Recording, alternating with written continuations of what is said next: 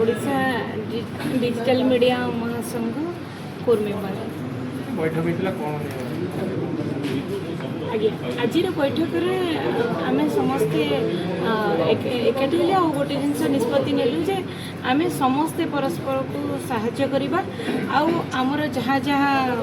असुविधा अच्छी ताकू आम लोकलोचन को केमी आनिबा से प्रति प्रयास करवा बाकी अन्य भाई मान जो मैंने अच्छा अन्य सब जिला मानकर समस्ते समस्त को सहयोग करवा ताद्वारा आम महासंघ किपरि समस्त पाखे पहुँची पार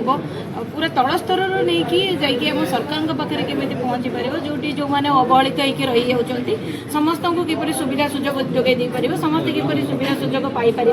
एवं समस्ते किपरि निजर मीडिया प्रचार प्रसार करेंगे से प्रति चेष्टित रही समस्ते समस्त को सहयोग करेंगे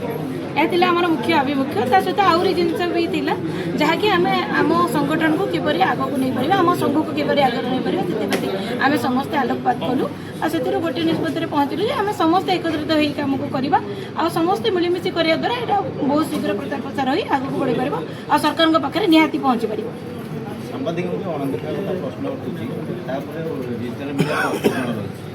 आज्ञा डिजिटल मीडिया संपृक्ति तो निहाती रही